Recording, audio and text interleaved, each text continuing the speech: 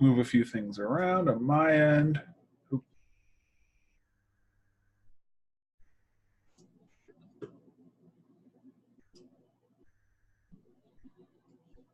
this.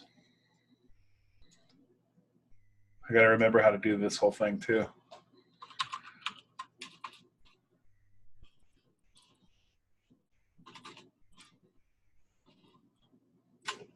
Okay. Sharing screen.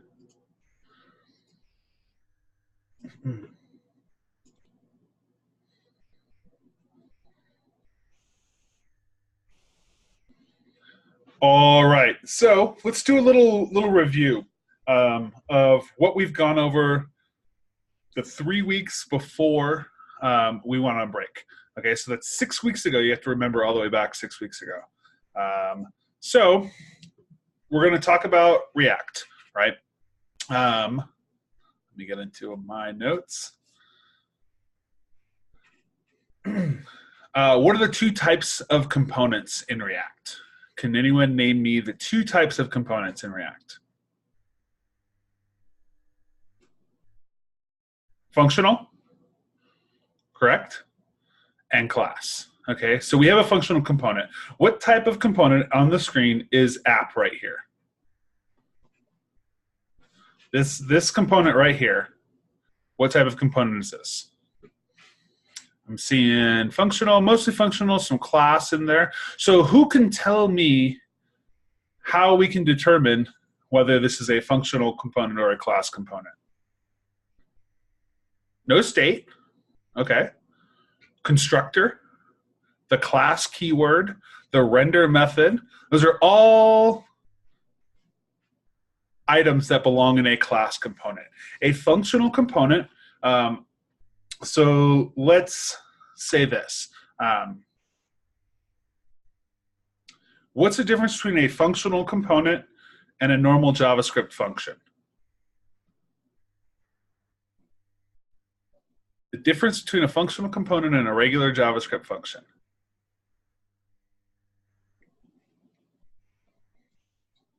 Nothing, nada. Has JSX? I would say that that's probably the only difference between a regular JavaScript function and a functional component. And the only reason, and do we have to use JSX here in this component? No, we can use React.createElement. We can do kind of the old school way of doing it, but we thankfully are allowed to use JSX now. So yeah, there's no difference between a functional component and a normal JavaScript function. In fact, a functional component is just a regular JavaScript function, right? That's all it is. And it's going to be declared in the same exact way you declare a function, either with the function keyword here or const app equals. We could create an arrow function out of this. It's the same. It's the same exact thing as a regular JavaScript function. Okay, so what if I wanted to turn app here into a class component? How would I, first of all, why would I do that? Why would I use a class component over a functional component? I would say state is probably the biggest part of it, right? Using state. We see a lot of state. What's another one? And I see one person's already said it, but lifecycle. Okay, so it is lifecycle methods. Those are the two really big reasons that you would want to use a class component. So, like I've said many times before, I usually start out creating a functional component unless I know that I'm going to require component level state. Okay. Okay, cool. So let's come in here and let's create okay, first we're going to change this functional component to a class component. What's the first thing I need to do? Is React moving away from class components? Lee, that is essentially the purpose of React hooks, and hooks are an experimental released right now, so probably eventually in the future. But if you don't have a fundamental knowledge of how class components work, it's going to be difficult, and there's going to be a lot of magic behind the scenes. Once you all know how class components work, moving into hooks is going to be a breeze, and you're also going to understand it so much better. So probably in the future, I would say that React is going to move away from class components, but and I wouldn't say move away from. They're not going to disappear, but the option of not using them will be available to you. Okay. So first things first, I'm going to change this function keyword to a class. Oop, my fingers are on the right keys. To a class. Okay.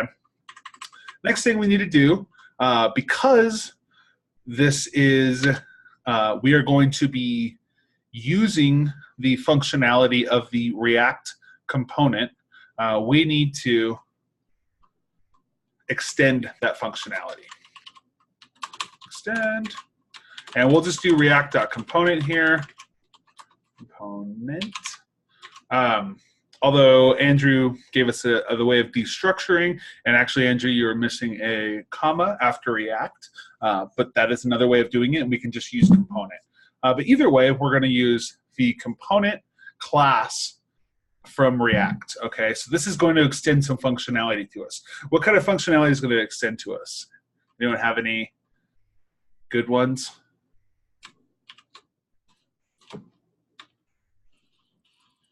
What? Oh, man.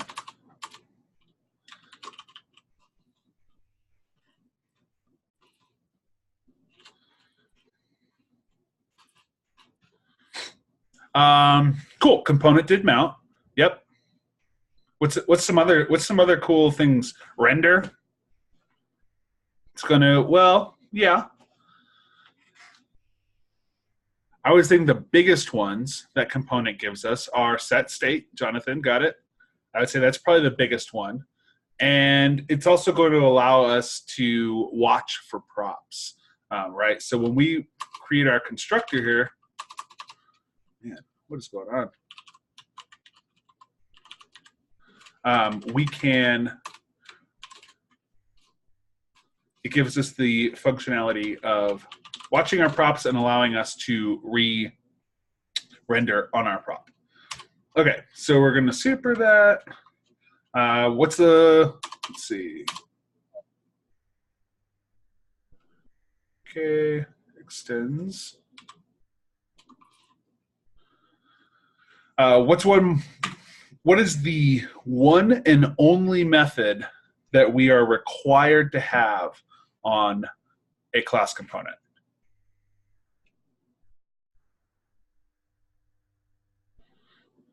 Render is correct, right? We know that React, when it calls this, when it creates this instance of the class, and it, to get it to render to the screen, it's going to call .render. If we do not have a render method on our class component, it will break. Nothing else is going to happen. What's going to happen is React's going to call whatever the name of our component .render is, and it's not going to be there, and it's going to break. So we need render. We don't need anything else. We don't need any other methods. We have access to other methods, but we don't need them. Okay. So that's a big one. Components, class components, cool. All right, so let's, now that we have a class component here, and really we don't need to make this a class component because we're not using state or lifecycle methods, let's create a really simple component here. Let's just go hello world. And I am creating this in its own, in this app file. Probably if this was a production level app, I would not be creating it in the index.js file. I would be creating a hello world file and making this in there. But for the sake of brevity here, and let's get things on the screen, let's just create this component in here. And I'm going to, nope, that'll work. Okay, so let's return just our hello world. And then we can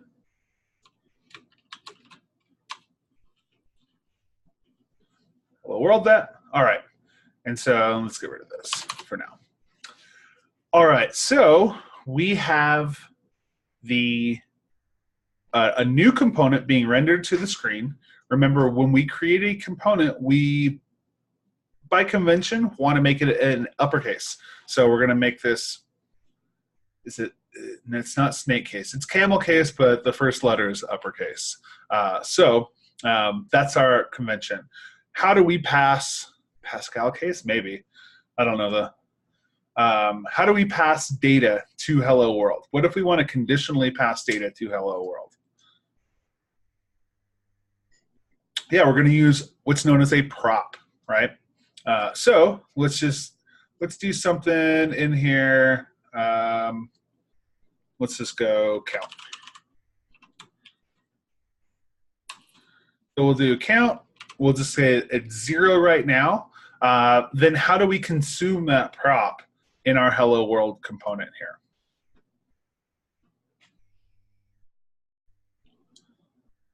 So this is what kind of component is this?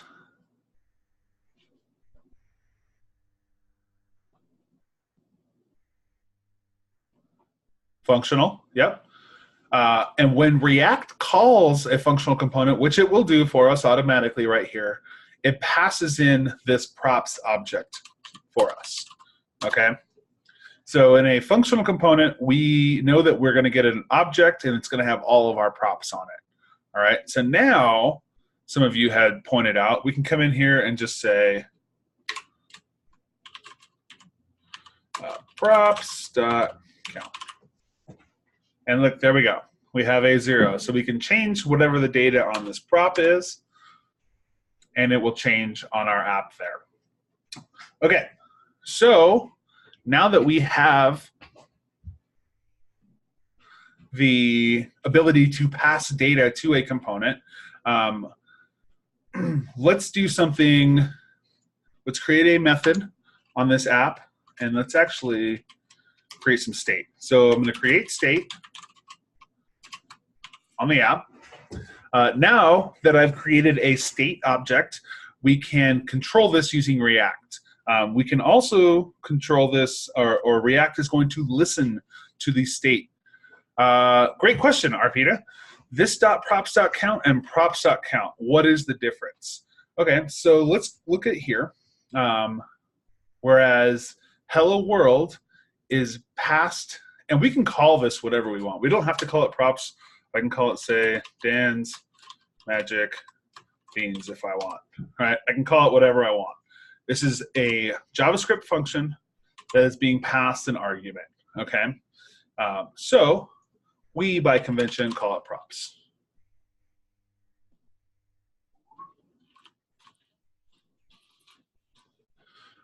So when we are passed an argument called props, we just use the name of the argument in here, okay?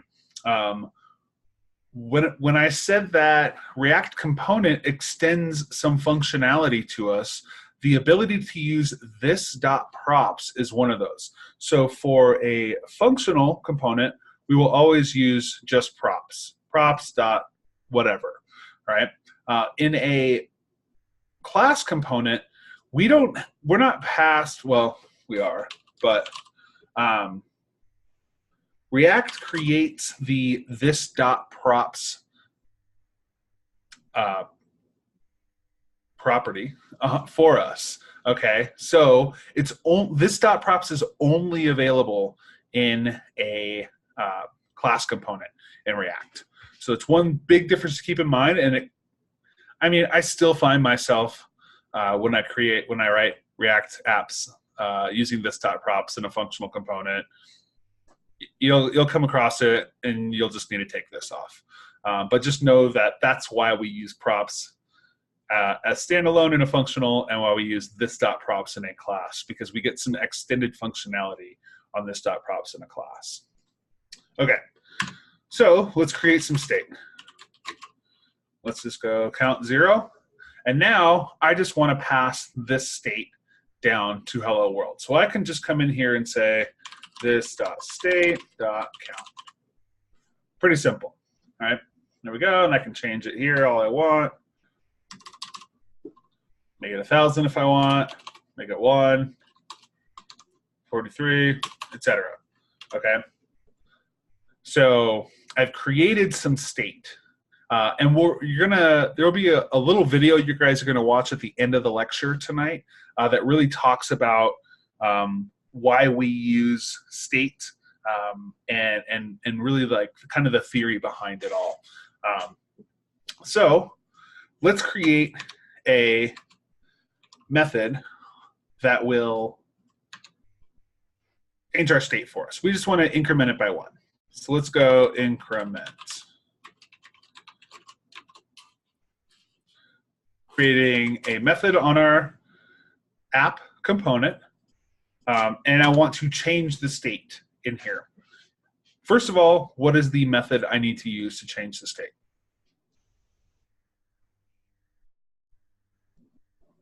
Set state, yep. And it's going to be on this.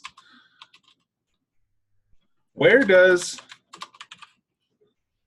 this dot set state come from? I did not create a set state method anywhere in here. Where does this come from? Yeah, it's extended functionality from the React component. Okay, so component gives us this dot props, it gives us this dot set state, it sets listeners on both, it does a lot of stuff for us. Okay, so set state, could I feasibly do this?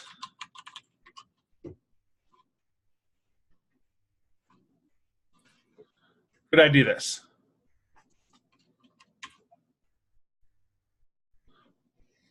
I can. Nothing's going to happen. But what happens when I call this?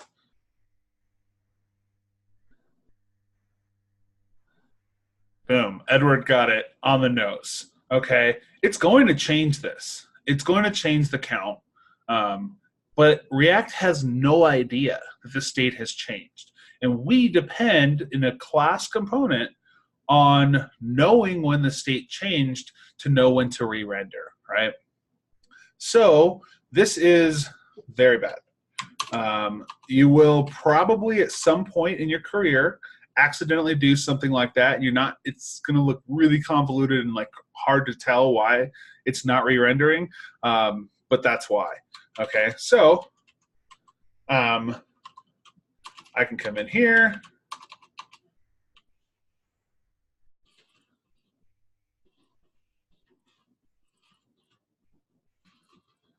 +1. Okay, so I can change the count. All right, so I use set state. React is listening. React knows that when set state gets called, it's going to then call render. All right, if things have changed. Well, set state actually causes a full re-render, right? So is this the proper way to change my state?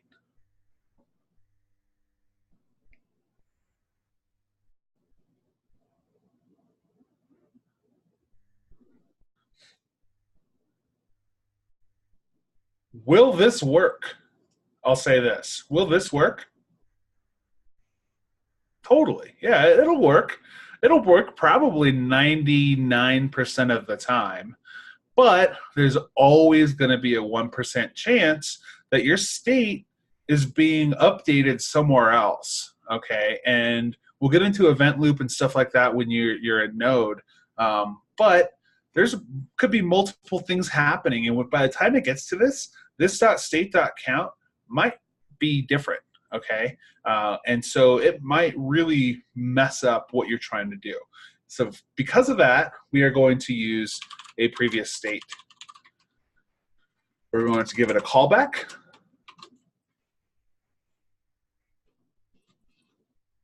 And that callback is going to return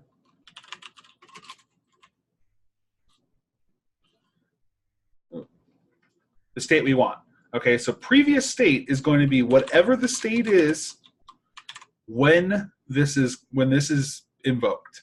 Okay, and it could be this state right then and there, or it could be something totally different, right?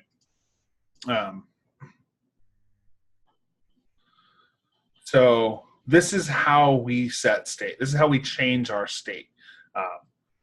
Let's come into here, and we are going to now pass this increment as a prop to hello world. Let's just call it increment again. And how is this going to be passed down? What are we gonna say right here?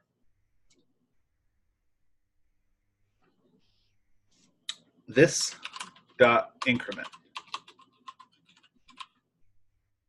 We do this? No. That automatically calls increment right off the bat. Okay, we want to pass it down the value of what that increment is so that we can use it in this function. All right, we're almost there. Let's set an on click. Is this a normal DOM on click method?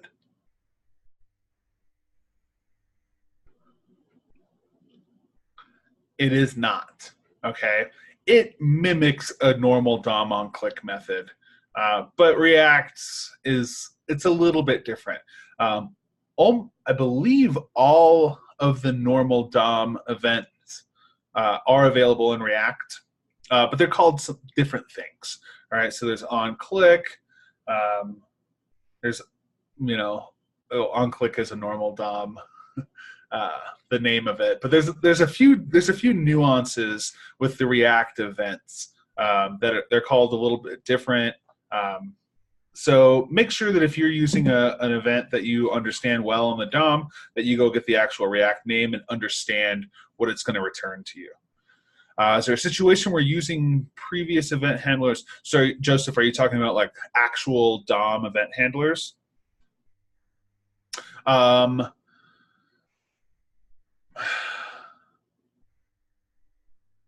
In the context of this course, no, but there can be definitely reasons that you would want to have event listeners on the DOM elements themselves. And for that reason, React has introduced the concept of refs. We're not going to go into refs in this course. You're more than free to go and research them, especially when you get to things like your capstone projects, your lab projects, things like that. You might find yourself needing access to the actual element, because is this an actual DOM element right here? Anyone? No, this is not a DOM element yet, right? This is going to eventually create a DOM element, but this is not the DOM element. So sometimes you do want access to that DOM element, and that's where refs come into play. But like I said, pretty advanced, and we're not getting into them in this course. But yeah, so keep that in mind for the future. So on click, we are going to use, are we going to say this dot props increment?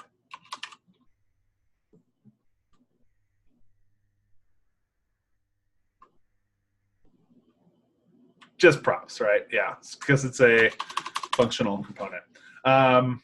In here, are we given the event object?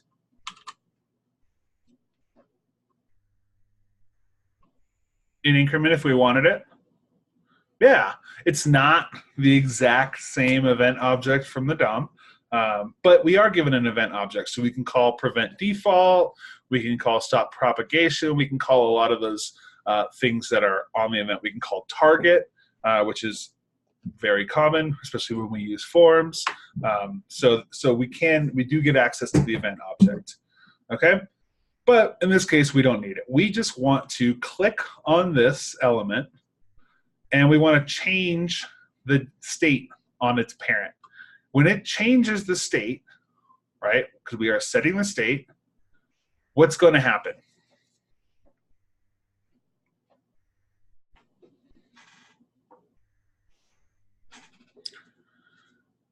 When we use set state, that is going to trigger a render. That is going to trigger a re-render, right? And then what that's going to say is the state is going to be changed. If I did, let's go like this. Let's just say this. The state will be changed. That new data will be passed down to this instance of hello world, right? We're passing it down as the count. And then this will be re-rendered, okay? Because our props are being re-rendered, are being changed. So we get re-render on state change and on prop change, only when it has changed, okay? If I was not using props.count in here, we're not gonna see it, but would this get re-rendered? We won't see it. It will. How about now? It might. Will it get re-rendered now?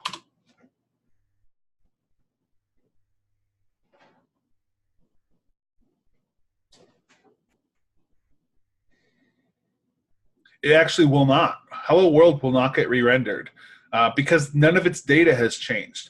And actually, I want to say, I don't know for 100% certain right now, but no. Even in this case, I'm still hesitant to say it will get re-rendered because it's not using that prop, okay? It could be, I'm wrong, but I want to say it won't. So it'll only re-render when the data has changed. All right, let's go see if this works. Boom, it's working now. Okay, we're clicking on Hello World on this H1, and it is incrementing the state +1, and then it is being passed down the new data to our Hello World, and it is being incremented for us by 1. Let's see, what else? I think that's pretty good as to where we are right now. Oh, no. Okay. So we've talked about prop types in our tooling. I'm not going to go super deep into prop types. It's just something that you should know. Create React app, cool. Create React app was Create React app. I know I didn't teach you guys that lecture, but Create React app changed everything. React used to be this long, arduous process of just getting a hello world up, and now we can just create React app and get that up in less than a minute. It's pretty crazy. So thankfully you guys are on the right end of that history. Cool. And I guess the last thing we talked about before we left, the Thursday before, was lifecycle methods. So what is the first, what is the first method to be called on a class component?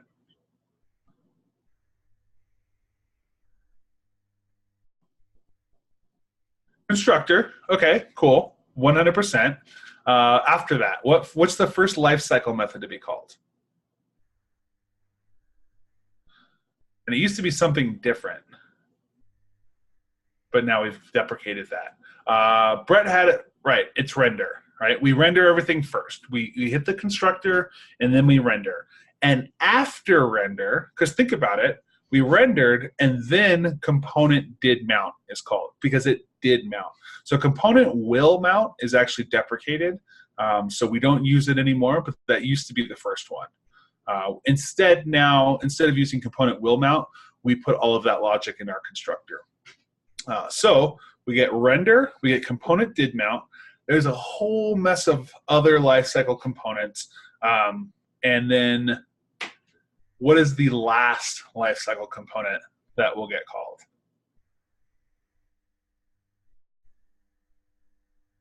the death of the component.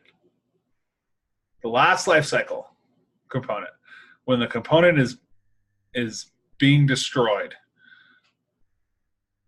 Ooh. Component did or will unmount, not did unmount, will unmount. Because if it did, then there's no component to call that on, right? So it's component will unmount, and that's the last lifecycle component. No worries if you that was a little rusty, but and honestly, even as a professional React developer, I have looked up those lifecycle methods hundreds, if not thousands, of times. So make sure those React docs are familiar to you, and read them close. They're really they're probably my favorite. I would say they're the best documentation of, I would say, anything I've ever used. And so they're really great, and there's a lot of great info in them. Cool. Any questions on what we've done so far in React? I hope we've caught everyone up to speed, and if not, I would love to hear some questions about anything React. Oh yeah, you can get anything React, that's fine.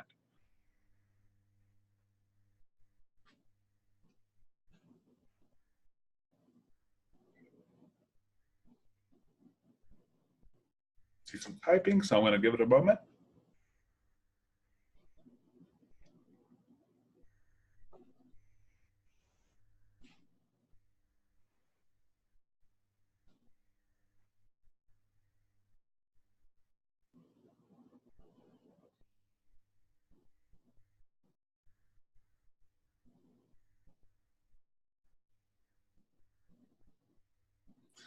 Let's see. We want to check conditions before rendering. So Arpita, they've deprecated component will mount, and it's just thought that any logic that should happen before our component is rendered should happen in the constructor. So that's why they've deprecated component will mount, because if we want to check on props and make our state because of a certain prop, etc., we should do that in our constructor rather than in a different method. So component did mount happens after render. So if you want to do something before rendering, you do it in the constructor. All right.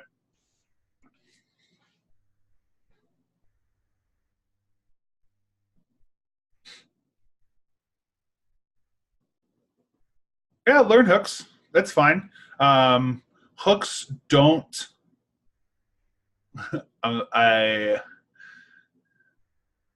Hooks are a way to get into React easily and quick. They're really going to change things a lot in React in the future.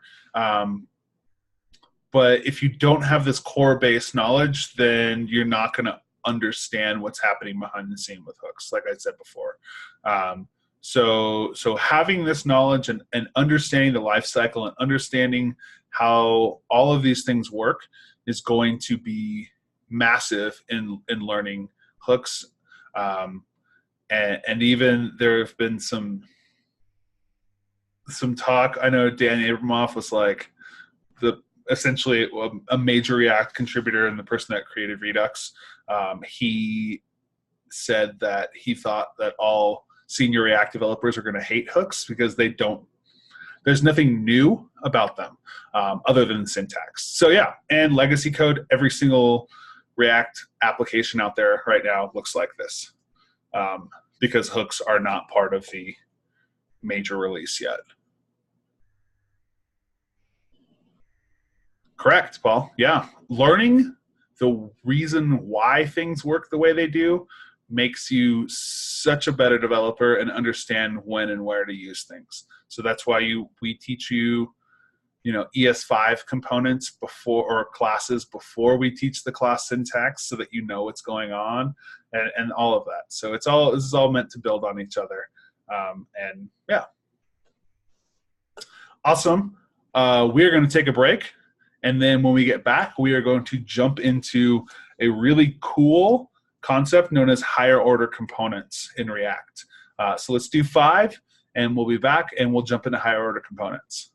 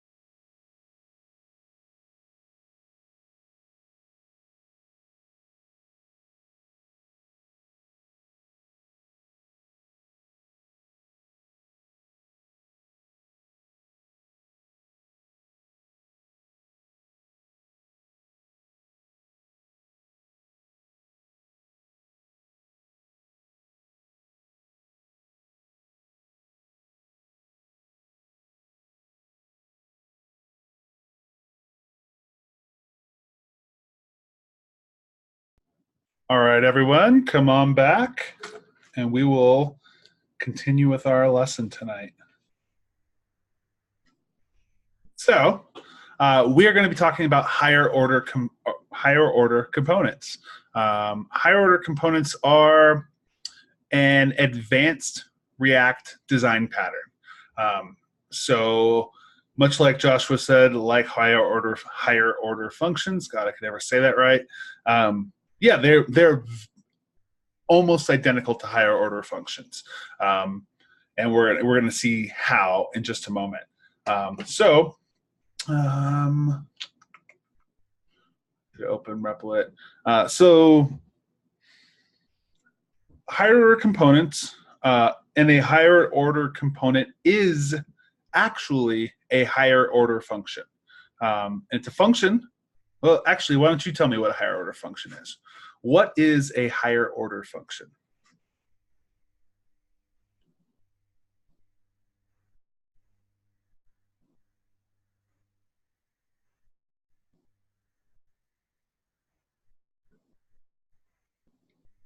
A function with a function in it. That's all a function. Function that takes a function as an argument.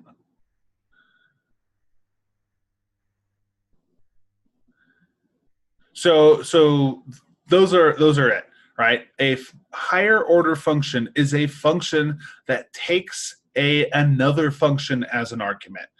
We tend to call that a callback, right? So who can name me a couple of higher order functions that we use all the time? Just regular old JavaScript higher order functions. Map. Map is probably the biggest one we use in React. Filter, right? We are writing a function inside as an argument for it to use. Reduce is a huge one.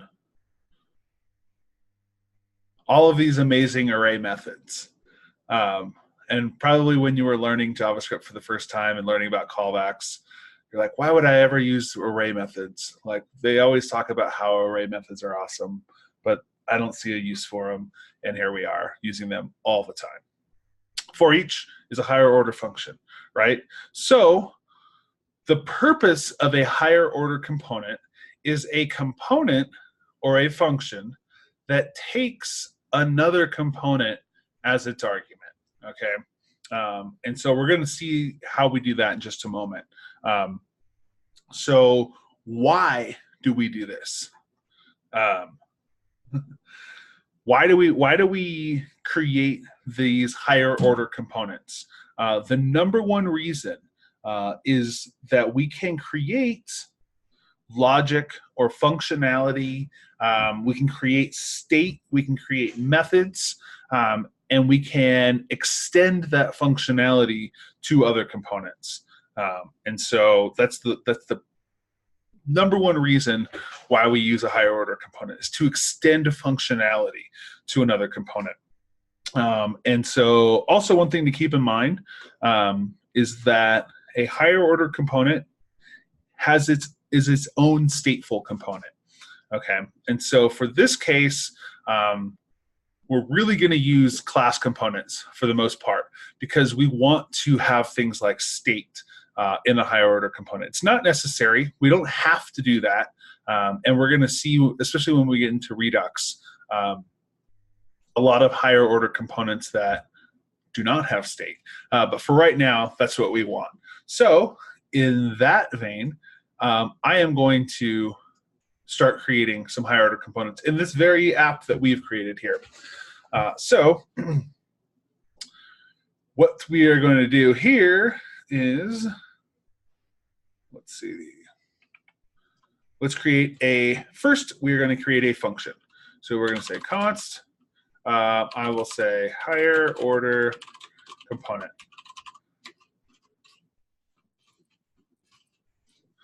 So why, let's look at this. We do not capitalize a higher order component. And especially because this one's a functional component. Okay, we do not capitalize it. We are going to pass in a reference to the component that we are going to pass to it. So in this case, we're going to call this wrapped component. Right? So if you are unfamiliar with the syntax, we do not have to put parentheses around it if we only have one argument. So we're going to say wrapped component is whatever component we're going to pass into this. Okay. And then what we're going to do is we are going to return a class. Okay. We do not need to name this class. We can name it if we want. Let's name it, just because that might look unfamiliar and weird, and I don't want this to be the hang up. Okay. We're going to return a class, a new class, and we're going to extend React.component from that. Okay. Yeah, it's an anonymous class, so we don't have to name this since we're returning it, but we will, even though it makes no difference. And we're just going to create a regular component inside of here. So we're going to give it a constructor. We're going to super that. And what's the only other method we're required to put on here?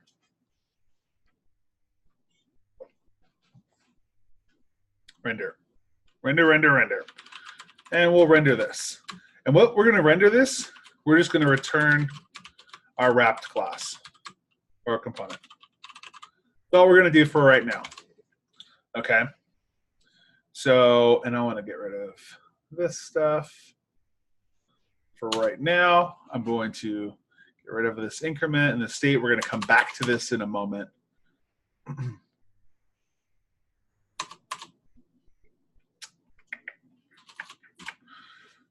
Okay, we just have hello world up there. So all we're doing here is creating a function that takes in a component, right? This is just a normal JavaScript function. That's all this is. This is not anything special to do with React. And in fact, higher order components are not necessarily an official part of the React library. This is an advanced design pattern that has been created and used by React developers all over, but it's not technically official, right? So this is a pretty advanced thing. And so what we do is all we're going to do is return that wrapped component. So at this point, what we can say is we can say, hello world, HOC. And what we're going to do now is we're going to call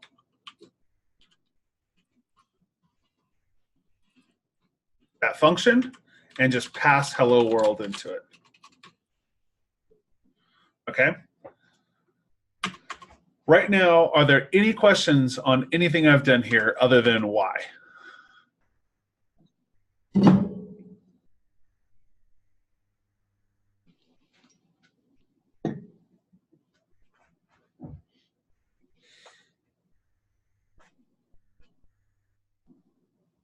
See some typing. Give it a moment.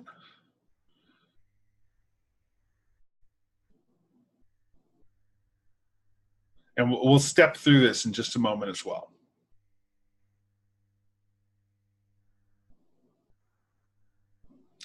Which line? This line 38? Is that what you're referring to? Cool. Let's step through it and we'll understand why we need this line. So we have created a functional component here, right? It's our simple functional component. It's going to take in a props object, and it's going to, and actually we're going to get rid of that. Since we're not using these right now, get rid of that. And it's just returning some JSX. That's all it is. And in fact, there we go. We have it there. Also, Carla, we haven't implemented this in our app yet, the HOC. We are then creating a higher order component. And we'll get into the why we're doing this in just a moment, but I just want everyone to understand this flow. This higher order component is going to, as an argument, or a parameter in this case, since it's in here, take in a React component. Okay, we're going to call this React component. We can call this whatever we want to call it. It's going to take in a React component. Then this higher order component is going to, and I mean, we could have done this too. This might have been made it a little bit simpler. It's going to create a component that's going to extend React.component, and it's just going to return that. So now what we have when we call the higher order component function and pass it a React component, we are going to be given back a class component called, and we have renamed it Hello World HOC. So we can do this right here. And voila, nothing's changed, right? So what if we do something like this? Now that we have this working, this is actually, and if we go, boom, boom, boom, we open our dev tools, React. We can look into our app and see that this HOC component is actually wrapping that hello world, okay? So coming back into here, we have that HOC component, and it is actually returning this wrapped component. Let's see, there's some questions.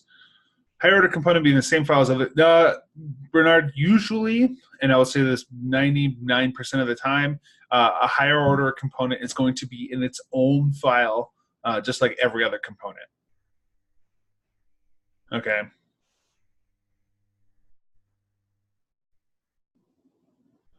Carla, always. I'm not sure I want to say always, but yes. I, off the top of my head, can't think of a reason why a higher order component would be a class right off the bat. So I'm going to say, for the sake of argument, yes, it's always going to be a functional. It's going to be a function, and it will not always return a class component. Like I said, there's going to be some unique cases that we're going to discover actually probably in our next lesson, but especially when we get into Redux, it doesn't always return a class component. So, but it is always going to be a function for the sake of argument.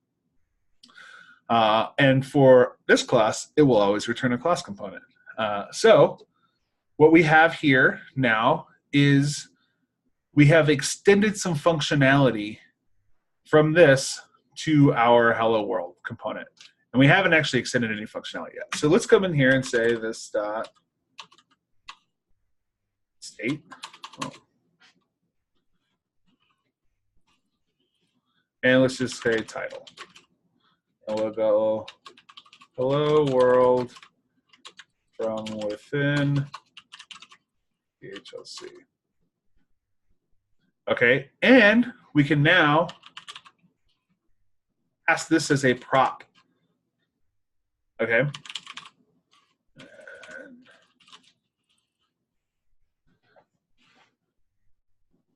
so we're going to pass this as a prop, and in this case, in our hello world, our regular functional component that we've created here, we are now going to be able to use that prop.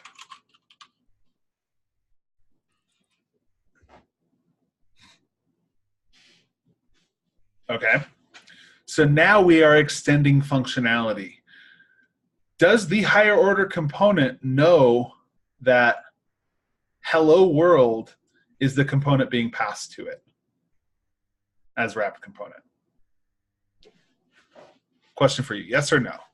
Does this know, does this function know that that component is the one being passed to it? No, it doesn't. Does it care?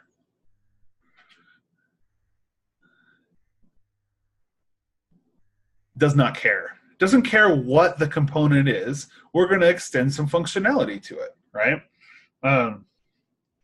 So just understand that. Just like map and filter doesn't know or care what the callback does, it just knows that there needs to be a callback there. Neither does the higher order component here, okay? So in this case, let's do something like this.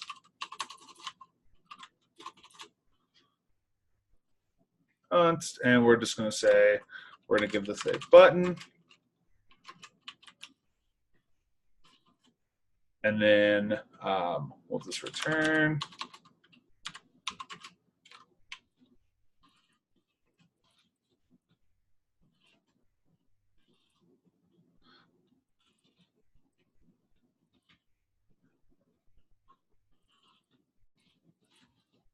And then we will create another higher order component.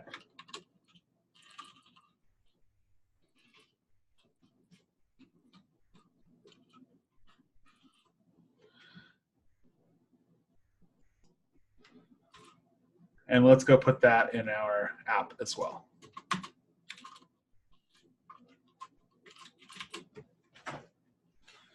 And look, we have two completely different elements here. We have two completely different components, and they are sharing that same functionality.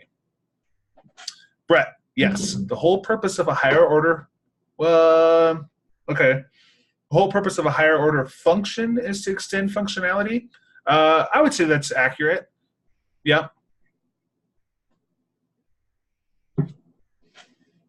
So you're like, okay, cool. Well, we can share a title, etc. And if we come to our React app here, we can see that there are two different components here, and they are both actually this higher order component. Okay. Any questions on this so far?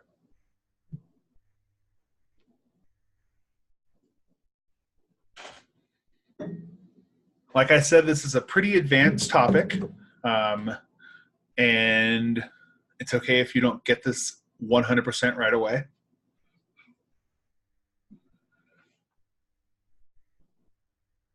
All right, we'll go into it. And your assignment for tonight and tomorrow is actually implementing this in a very common real world scenario, which is authentication.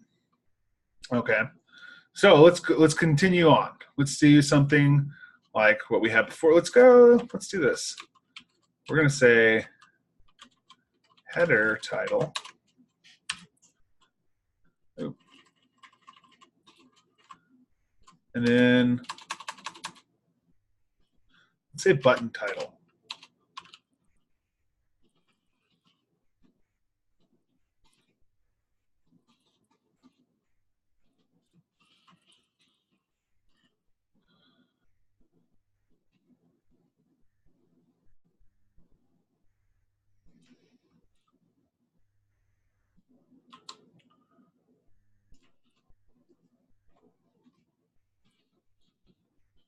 And then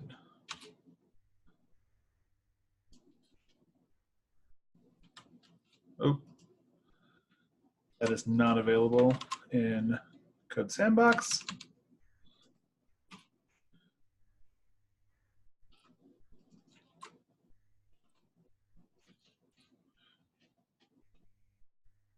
And then we'll come down to our components down here and change them as well.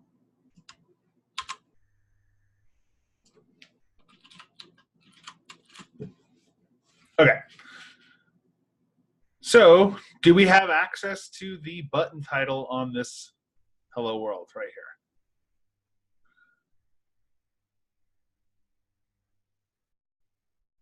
I know we are using header title. Do we have access to button title here?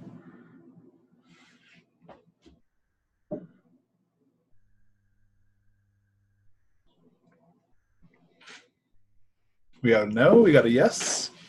One yes, one no, two yeses. We do. We have access to all the props being passed to wrapped component, right? We don't need to use it, but we have access to it, right? And we just like we have access to header title in this button. Okay, so we we are extending this functionality to all wrapped components. Does adding the HOC tag affect CSS? Let's go look. So is CSS, does it go off of, this is the React Dev tools here. Let's come into our actual DOM elements. And we're in a div class, and look at that. It does not affect CSS, okay? Let's refresh that. Oh, I gotta save this apparently. Now we can refresh it. Fun times with Code Sandbox. There we go. So look at this. There is no HOC DOM element. We just have our normal DOM elements in here. Okay? Pretty cool stuff. But that's the DOM. And we don't really mess with the DOM too much in React. All right? We're really worried mostly about our React Dev tools. And in our next lecture, we're also going to talk about CSS in React, which is pretty cool stuff too. But we can see here that in React, we are wrapping each of these. Okay? And clicking on this, where's our state? We have our state down here and our state right here. So this is our props on the Hello World component. This is our state on that HOC, and once again, our state. Okay, so let's come in here and let's just do a contrived example. We did that count one last time. We're gonna do count again. We'll just say 0. And then let's go count.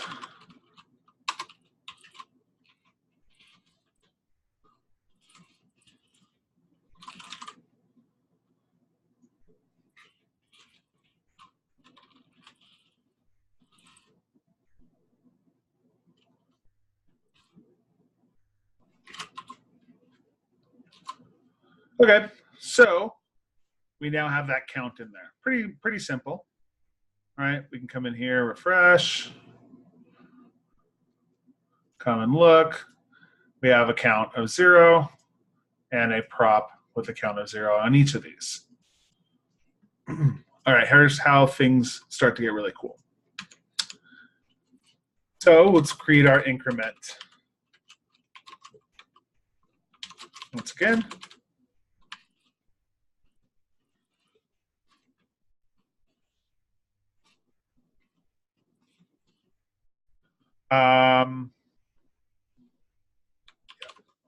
No, we'll do it this way.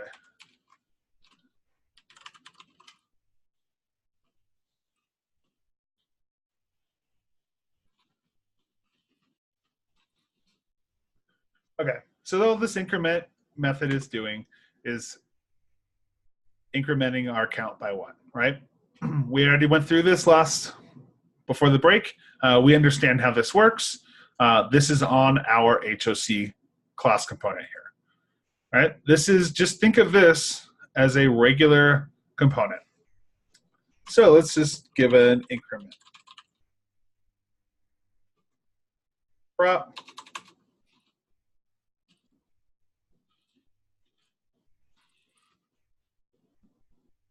All right.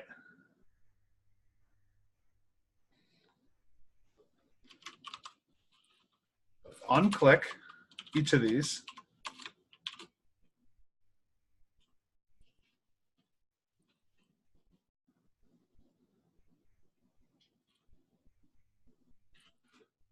And we'll say each of these, when we click it, it's going to increment the count. Okay. So before we click it, let's think about this. When I click this button, it's going to change the count, obviously. Will it change the count on the H1? Yes or no? We have a no. Yes, no, no, yes. All right, no.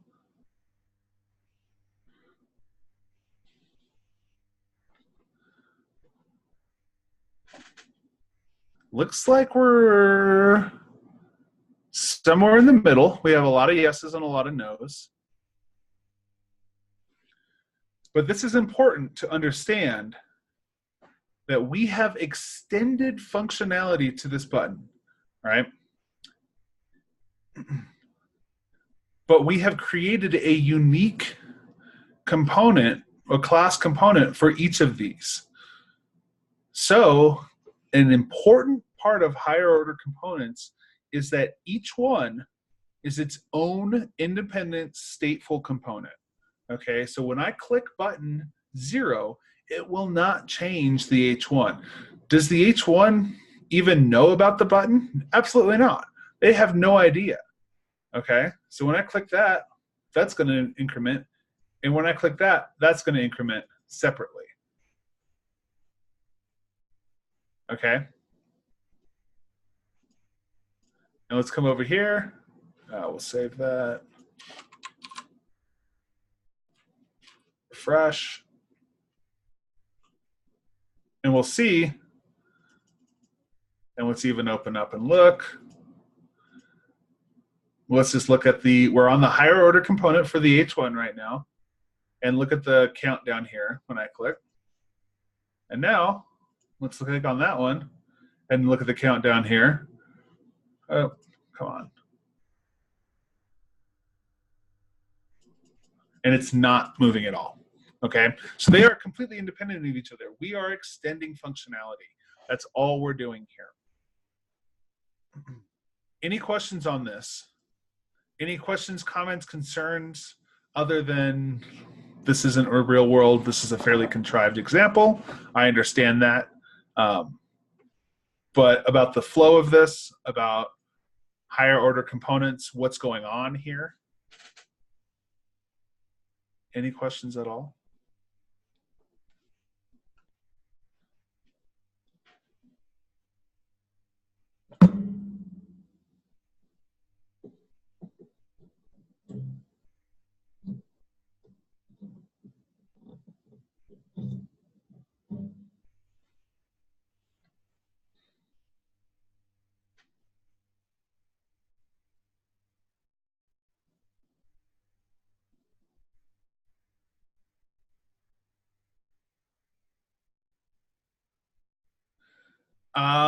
Yeah, Brett, you can think of it like that for sure. It is a class component maker. Yeah, it makes a class component. We give it a component, a component that we already have, and it extends some functionality to it.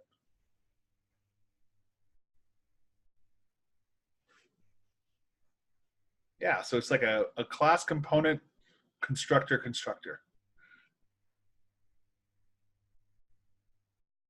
And so, especially when we get into Redux, we are going to see this type of higher order component where it's a function that we pass a component into. All right. And this is what we need to know for our lecture tonight.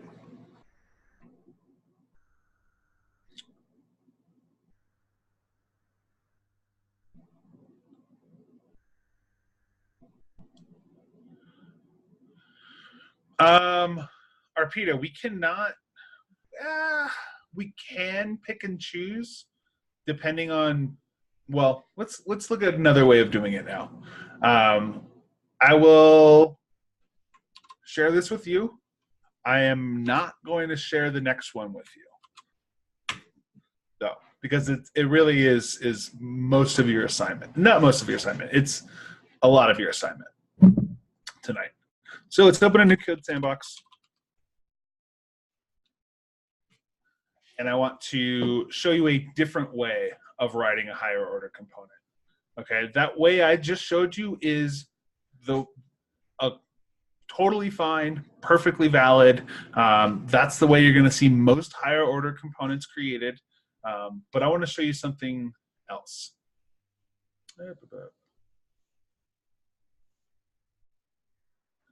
So we can create and use what's known as children on props. Okay, let's see. On line 51, let's go back to our original. before we go on to this newer, more complicated way of doing things. But 51 is not 50. Okay, 51. So we wouldn't do that. We wouldn't return that. We would return directly that class.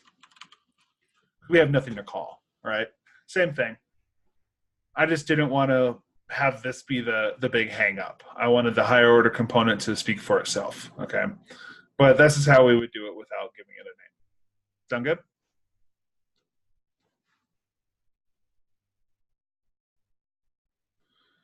Okay.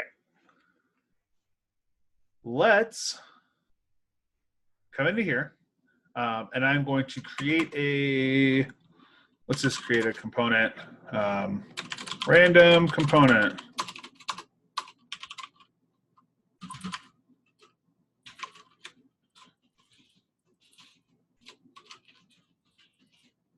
All right, and we are going to turn. Yep, that's all. I don't really care what this is doing. This is not meant to actually render anything to the screen. Okay, so we can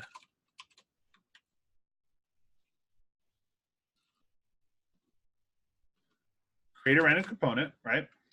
There we go. Let's go look at that. Cancel, we're gonna save. We have our code sandbox here, random component, console, and let's go look at our React.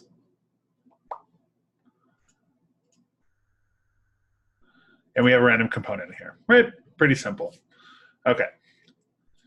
So we have always created components in this way, right? We open brace, the name of the component, some props, and then it's a self-closing. But we can create a component like this.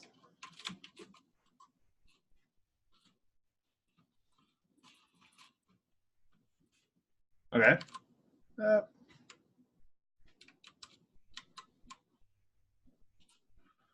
Same thing. Totally fine. It's the same exact way of doing it. But this allows us to create what we call children. Okay. What? Oh, it doesn't want me doing that because it says you don't have anything in there. So we can create what are called children in here. We can say, hey, another component.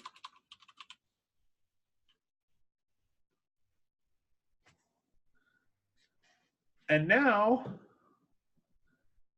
you'll see that there's nothing, another component isn't rendered to the screen yet. Why is that not the case?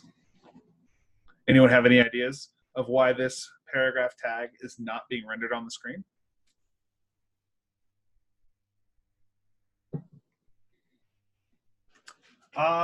No, render's not missing. We don't need render on here. This is a functional component, right? The app is.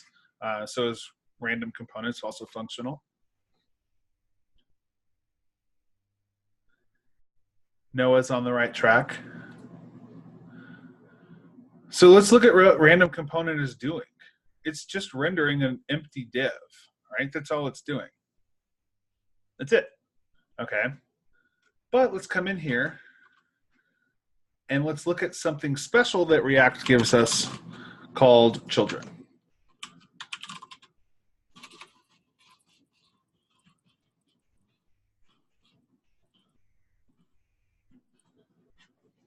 Okay.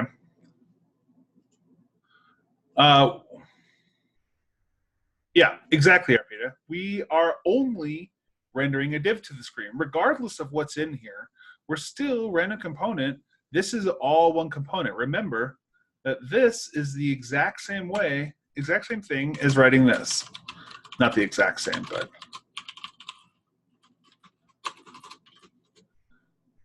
that's what that's doing, right? The open and close. So let's come over here. And let's see if children is even going to show up in our. We do have children in here. Now look, because we have JSX elements inside of our random component open and close tags, we now have access to something called props.children. Okay, and children, if we open that up, it's going to be a React element. We see that. And it's going to have a type of paragraph. And if we go into our console, we're going to see the same thing in here. So what we can do in here is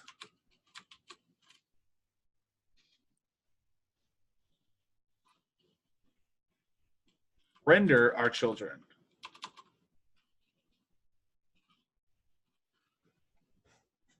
And now we're going to see another component. So Paul, let's look at that. Is children a feature of component as well? Neither of these are class components, okay? So React, even though this is a functional component, it grabs these children and it puts them on props for us. So I can have as many children as I want in here, right?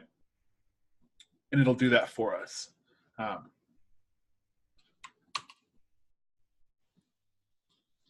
So that's automatically given to us if we have an open and a closing tag for that component. We can still pass props into this tag as well, like in title, whatever. You know, we can do that still, and then we can give it children. So this is something that you're probably not going to do a whole lot. When you get into the professional world, you might do this a little bit, but it's not something you do a whole lot, okay? And so what does this look like to anyone of what we've been talking about tonight?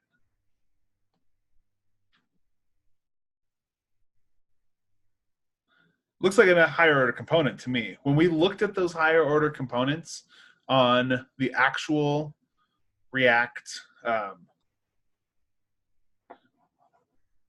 in the React Dev Tools, that's what it looked like, right? Instead of random component, this was HOC.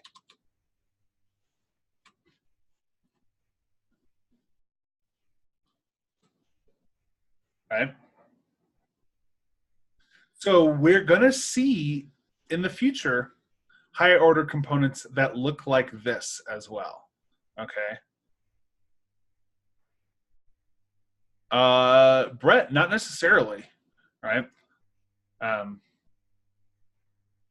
So if I don't know how deep I want to get tonight with this because I want you to work on this as well. So I'm going to create an example for you. And we're going to do this as a conditional renderer.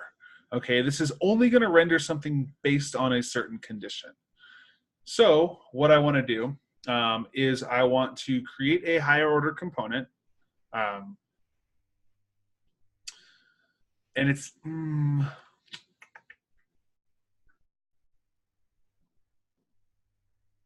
yeah, we can do it like this. That's fine. So we're going to say props, higher order component. And then inside of here, I want to do something. So let's not call this higher order component. Let's call this conditional renderer. Okay. Pass it some props.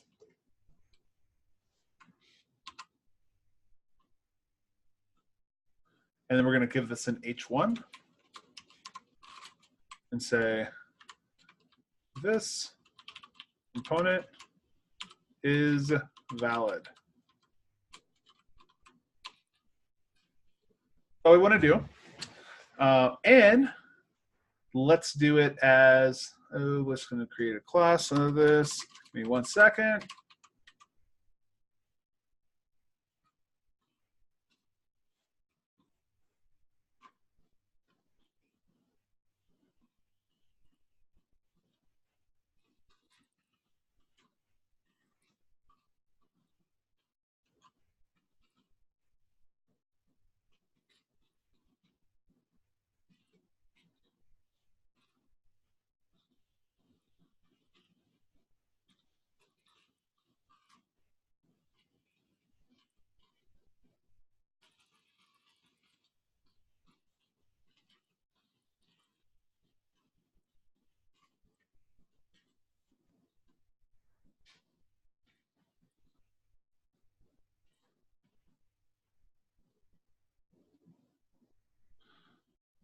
My bad. It's creating a class component out of this now because I want to use state. Okay. Conditional render, nothing was returned from the renderer. Let's return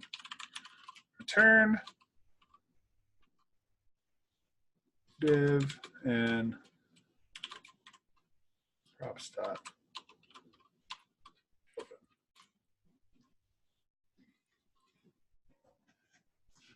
All right, and I want to get rid of this stuff too. Let's call this additional render. And let's make this an H. Okay, so we only want this component is valid to render when valid is true. All right. Will we see nested higher order components? You may, but not super common. Okay, so we only want this to render when this is true, right? So what we can do is we can do something like this. We can say valid.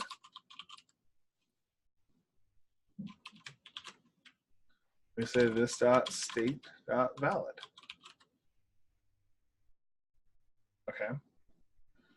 And what we can do in here now is give it an if statement. If props dot valid return that, else turn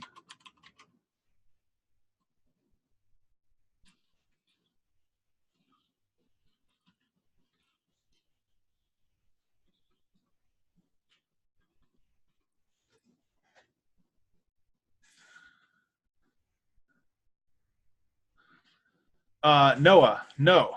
All children do not have access to the props of a parent component unless we pass that to them, right? We have to pass props to our children, okay, in order for them to have access. Okay, so this is one way of writing a higher order component. We could have done the way we just showed you. I just wanted to show you this one, okay? So it's just a different way of writing it, right? This is considered a higher order component now, okay? We are extending some functionality down to these, and we can pass functionality down to them in a different way as well. So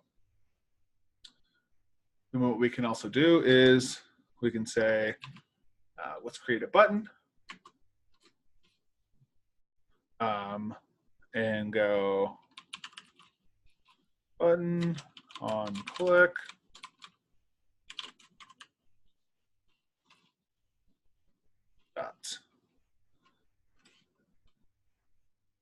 Validate.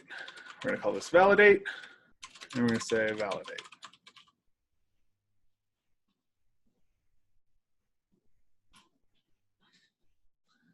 And then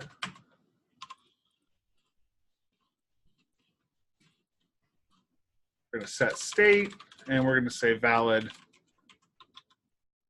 It's true. So now let's look. We have component is valid.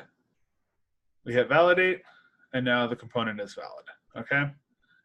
And we can put anything we want into here, right?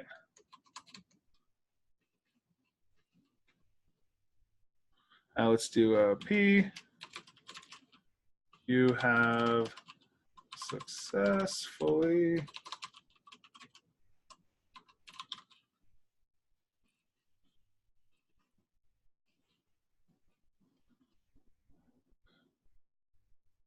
there we go.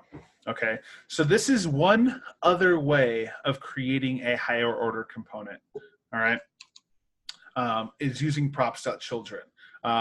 We can do this. We could have done this in the same exact way that we did it before, in that we could have taken our conditional renderer. Let me actually just write that out for you just so you can see. Conditional renderer. We could have said wrapped component. And then we could have taken in props and done this exact same thing, okay?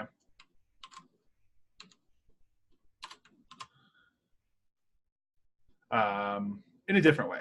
Let's go return wrapped.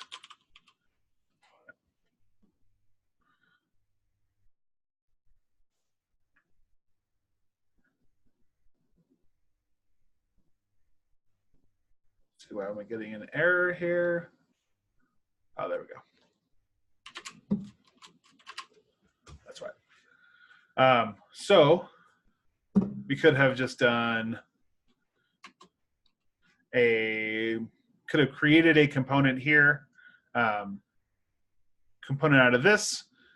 We could have passed it to our conditional renderer and then just pass that in as well. All right. So there's a number of different ways of doing these higher order components. What we intend to do is to pass functionality down to these components. Your project tonight is essentially going to be creating a login system where you do not render something to the screen until a person has logged in correctly. All right, that's going to be your project for tonight and for tomorrow. I know that this little example here was maybe could have been a little confusing, but really I want you to focus on that last example and how higher order components actually work. And this is another way of using them. Okay, so are there any questions on this right now?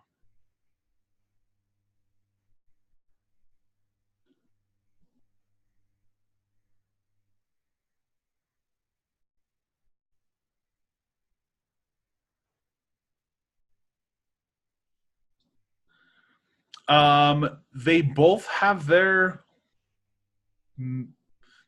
pros and cons, right? They both have very different things that they're really good at.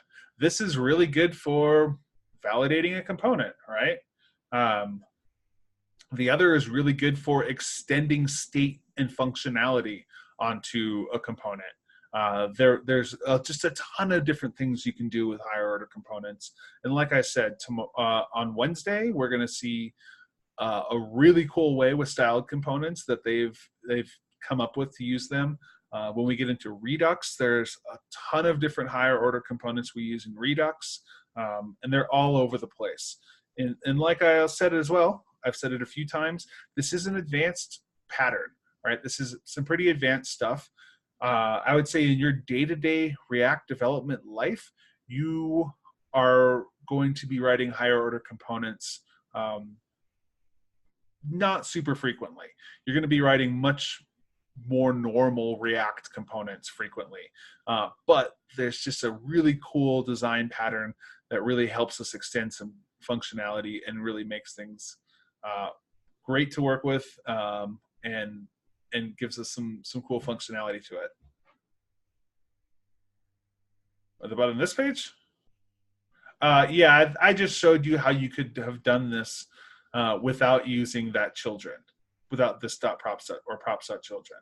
Okay, and that shouldn't have. Oh, that should have been this instead.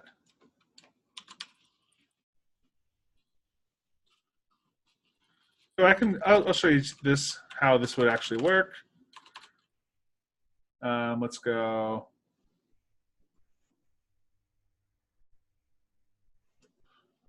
Keep doing that. Let's create a once another validated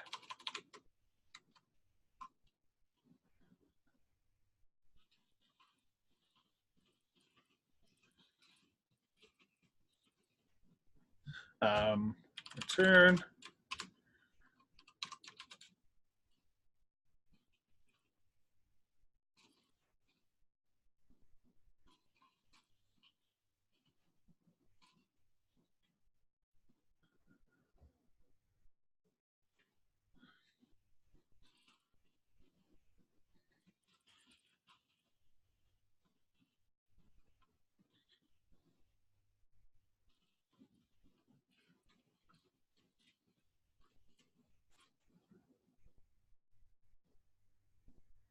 why am I getting some error here?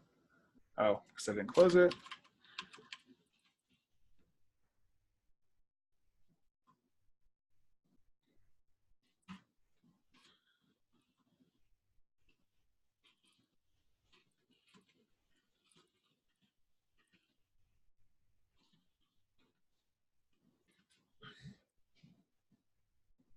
All right, so that's two different ways of doing it, right? We created that component itself, and then we also created a higher order component in the first way we did it. All right, so just two different ways of doing it there. That's why I did two different things there.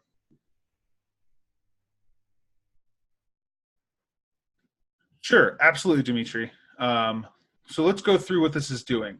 This is checking to see if the props.valid is true, and if it is not true, it is going to return component is invalid. If it is true, it's going to return a div with all of the children coming back. These are all the children, right? That's all of the children of this conditional renderer right here. Okay, so it's going to return all of these back. Otherwise, it's not going to return anything. It's going to return this H2 instead. Okay, so that's why we do that.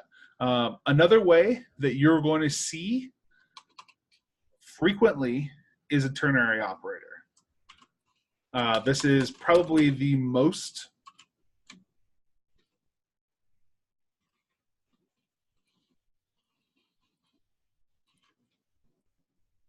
common way you'll see this is like this, okay? Where we have check the truthiness of this expression, return this if it's true, otherwise return this. That's how you're going to see it most often. We don't, yeah, valid is set in the constructor as on our state. Yep.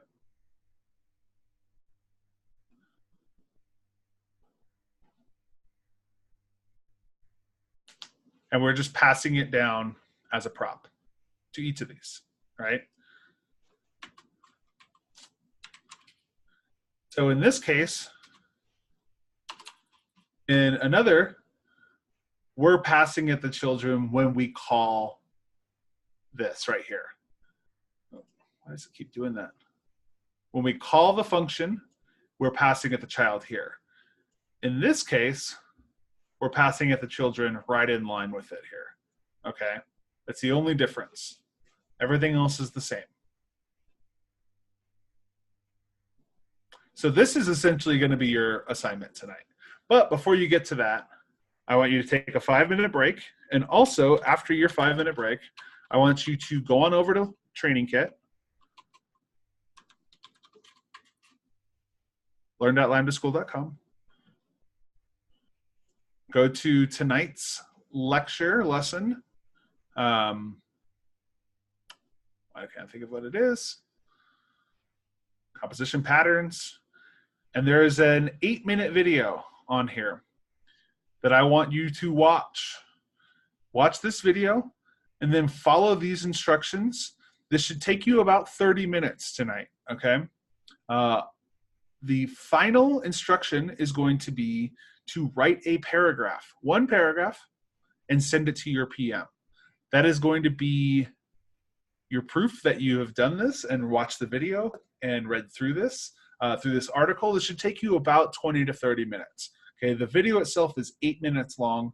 Ryan Hamblin has created a pretty good video on state-driven views. And this isn't any new syntax that you need to learn how to write. This isn't any new concepts that you need to learn. This is more theory and why we do the things we do in React, and really how we use it, and how we use state to determine what we see on the screen. Okay, which is important for your project tonight. We use state, and just like we saw here, we are using state to determine what we see on the screen here. Okay, our state has changed, so what we see on the screen has changed. So it is important that you watch this video, go through this little overview, and the follow along. The follow along is what you really need to go through. Read this article and write a 1-paragraph little quip and send it to your PM tonight. After you've done that, you can start on the project.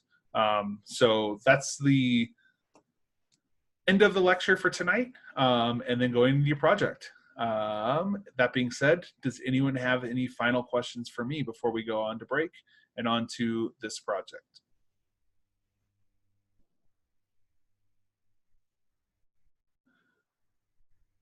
All right. Don't let this freak you out too much. If you're freaking out a little bit, we're coming in hot from the break here to some advanced stuff. Yeah, don't freak out about it. It's fine. We've got 2 nights to play around with it, and just to really start to understand it. Okay, it's all about starting to understand why we do this, much less of the hows. Okay, you're going to work on the hows tonight and tomorrow night, but it's fine. It'll come to you, and you can rewatch this video.